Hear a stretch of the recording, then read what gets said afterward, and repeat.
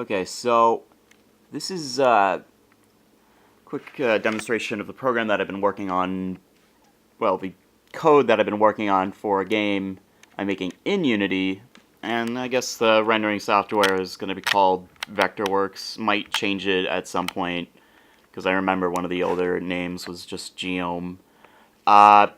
Basically, it's a series of scripts that takes a bunch of coordinate values, just x and y's, and translates it into stereo audio that I can output to an XY display, like an oscilloscope, a vector scope, or if I'm really lucky or really good at what I do, an actual vector arcade monitor, which would be really nice. Basically, how it does this is I'm not going to get into it too much yet, but basically, with audio, you're basically alternating between positives and negatives, or whatever. It doesn't have to be just that. You can also treat it technically as a DC signal, but basically, you're outputting voltages, and you can output voltages really quickly and quickly shift through different types of voltages. And if you just look at it like that, and you just feed it numbers that are coordinating to positions rather than trying to feed it numbers that go to shapes like a sine wave or something, you can easily just draw a shape if you're wanting to do that. I don't know if any of that made sense, but I'm trying to simplify it as much as I can for now. I'll probably do a stream of this later if people like my horrible rambling. Right now, the engine isn't. The script doesn't really work too well with geometry right now. I actually kind of hacked together something that just quickly takes in all the vertices in a world transform point thing, so I can actually get like it in or not the. Let me start up.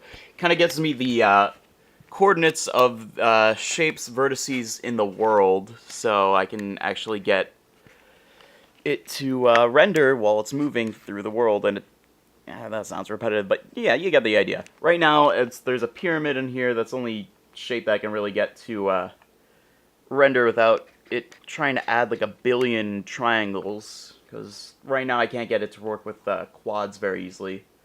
But if I turn up the speed,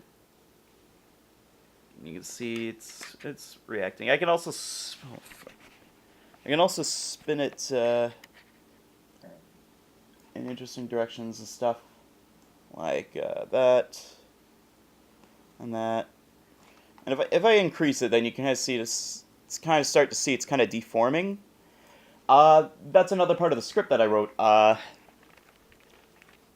But first I want to get into the first part of the script, which is the delay code. And basically what it does, it kind of averages out the points in between each coordinate and does a delay in between it, and just like slowly moves between each coordinate so that it can actually render a proper line. Because if I didn't do that, hold on, I have a value basically of the delay at 30 samples. So like in between, it'll spend 30 samples traveling to the next point. And samples being like 48,000 samples a second, because it's audio. Hold on, let me turn down the delay to if I can delay. I just have that for debugging purposes. If I turn point strength to nothing, you can kind of see.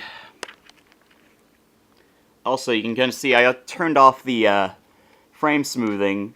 Frame smoothing is a function that I have because I can only read game object data 60 times a second, and sometimes it gets really choppy when you're sending it to audio. And even if it was working at 60 times a second, it's compared to what you can display on this kind of a display, it's really nothing. Because I mean, these things can go up to whatever frame rate. You're complete control of the refresh rate, which is really awesome. But you can kind of see when I get to 1, or right now I'm in a negative number, so now that code isn't even working at all. I don't even think it should work. It's just like, it kind of gets completely out of hand, and if I have it at, hold on. It completely gets out of hand, everything's going everywhere. Hold on, let me change this to better number manually. change it to 1. Then it's kind of like, oh wait, no. Okay. There, right now it's at 1. And it's kind of, you gotta see it's kind of funky. It's kind of going nuts whenever it realizes it has to go somewhere and then turn back. It's kind of like doing a huge loop and it's not going back immediately. So, basically what it does, it kind of like smooths up towards where it's supposed to be and then slowly stops, and that results in a very nice solid line. Hold on, let me change this. Yeah, you can see. It's, right now the camera shutter speed is actually very high, so, right now I'm at 190th of a second, so that's, yeah, this is relatively simple geometry, but it's still easy to get things to work well with 60 shutter speed, and that's actually kind of something I'm hoping to do, just because I know if I actually get this project out there, a lot of people are going to want to record it with cameras or something. I don't want it to look like shit, because it's on a cathode ray tube screen, and still that's something that I feel could be respected a little more in video. Anyways, I think my smoothing script is off right now, but I have a system that basically smoothens the stuff in between the audio. Let's see, if I increase this speed. Okay, I think it's actually currently on. I think it was just a bit of a glitch because of a negative value somewhere, but yeah. And let me show you what happens when I disable that. I did a quick adjustment to the actual code. Alright, if I disable that, what we get...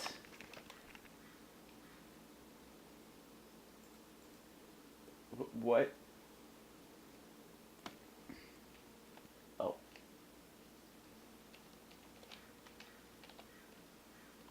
Hold on, I fucked up something. How many times did I fucking type that? Oh, hello. Hi. See if that works. It didn't work. Oh my god. I royally screwed up.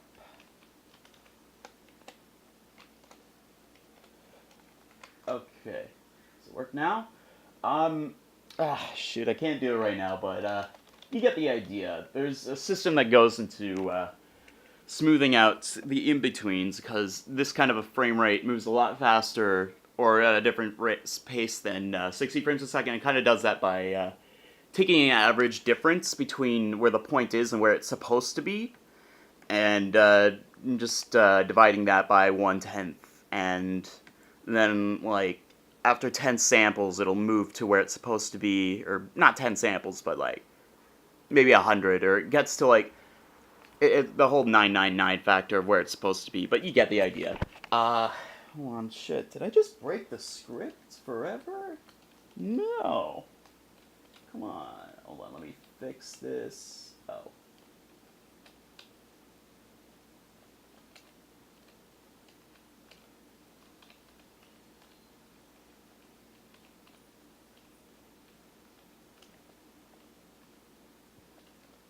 Almost.